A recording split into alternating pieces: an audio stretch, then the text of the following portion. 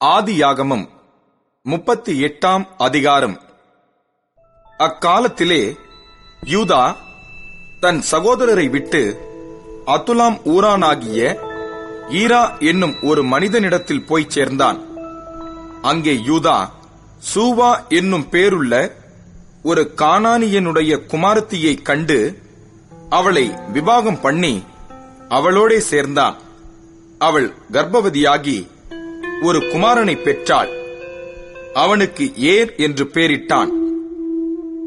அவள் மறுபடியும் கர்ப்பவதியாகி ஒரு குமாரனை பெற்று அவனுக்கு ஓனான் என்று பெயரிட்டாள். அவள் மறுபடியும் கர்ப்பவதியாகி ஒரு குமாரனை பெற்று அவனுக்கு சேலா என்று பெயரிட்டாள். அவள் இவனை பெறுகிறபோது அவன் கெசிபிலே இருந்தான்.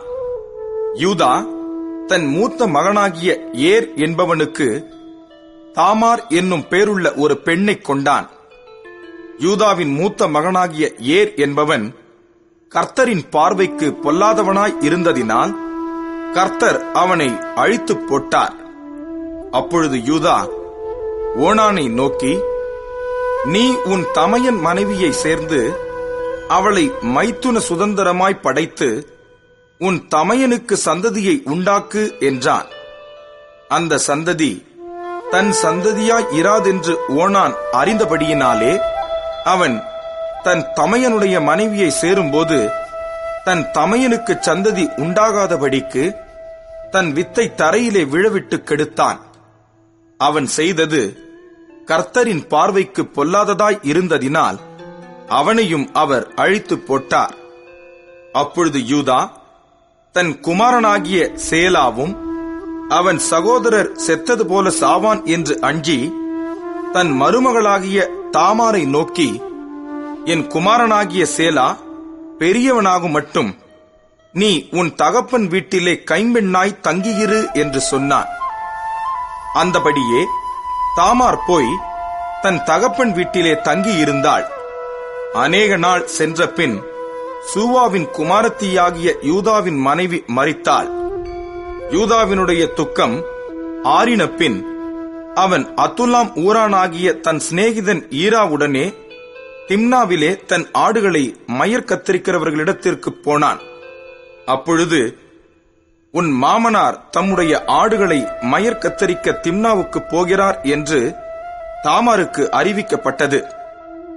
சேலா பெரியவனாகியும் தான் அவனுக்கு மனைவியாக கொடுக்கப்படவில்லை என்று அவள் கண்டபடியால் தன் கைம்பெண்மைக்குரிய வஸ்திரங்களை களைந்து போட்டு முக்காடிட்டு தன்னை மூடிக்கொண்டு திம்னாவுக்கு போகிற வழியில் இருக்கிற நீரூற்றுகளுக்கு முன்பாக உட்கார்ந்தாள். யூதா அவளை கண்டு அவள் தன் முகத்தை மூடியிருந்தபடியால் அவள் ஒரு வேசி என்று நினைத்து அந்த வழியாய் அவளிடத்தில் போய் அவள் தன் மருமகள் என்று அறியாமல், நான் உன்னிடத்தில் சேரும்படி வருவாயா என்றான். அதற்கு அவள், நீர் என்னிடத்தில் சேரும்படி எனக்கு என்ன தருவீர் என்றாள்.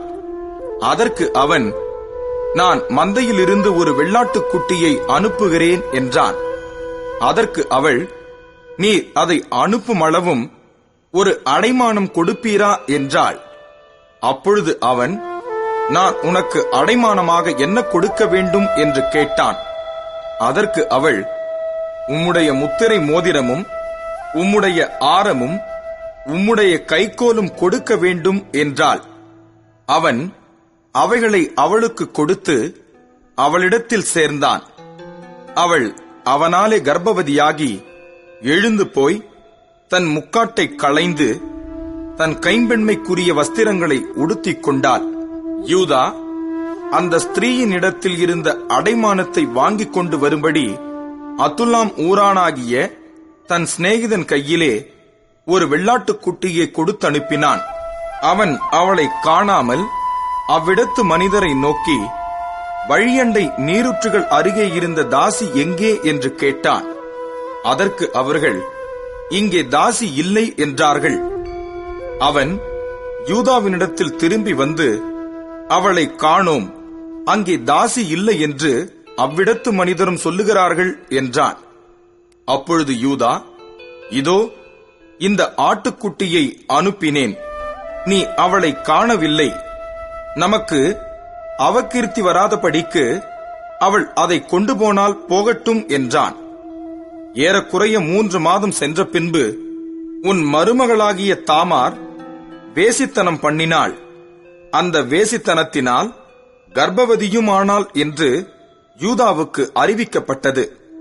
அப்பொழுது யூதா, அவளை வெளியே கொண்டு வாருங்கள், அவள் சுட்டெரிக்கப்பட வேண்டும் என்றான். அவள் வெளியே கொண்டு வரப்பட்ட போது அவள் தன் மாமனிடத்துக்கு அந்த அடைமானத்தை அனுப்பி, இந்த பொருட்களை உடையவன் எவனோ அவனாலே நான் கர்ப்பவதியானேன். இந்த முத்திரை மோதிரமும் இந்த ஆரமும் இந்த கோலும் யாருடையவைகள் பாரும் என்று சொல்லி அனுப்பினாள். யூதா அவைகளை பார்த்தறிந்து, என்னிலும் அவள் நீதியுள்ளவள், அவளை என் குமாரனாகிய சேலாவுக்கு கொடாமற் போனேனே என்றான். அப்புறம் அவன் அவளை சேரவில்லை. அவளுக்கு பிரசவகாலம் வந்தபோது அவள் கர்ப்பத்தில் 2 பிள்ளைகள் இருந்தன. அவள் பெறுகிற போது ஒரு பிள்ளை கையை நீட்டினது.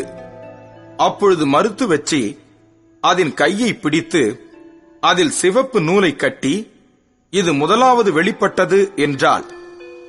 அது தன் கையை திரும்ப உள்ளே வாங்கிக் கொண்டபோது அதன் சகோதரன் வெளிப்பட்டான். அப்பொழுது அவள், நீ மீறி வந்ததென்ன? இந்த மீறுதல் உன்மேல் நிற்கும் என்றாள். அதனாலே அவனுக்கு பாரேஸ் என்று பெயரிடப்பட்டது. பிற்பாடு கையில் சிவப்பு நூல் கட்டியிருந்த அவனுடைய தம்பி வெளிப்பட்டான். அவனுக்கு சேரா என்று பெயரிடப்பட்டது.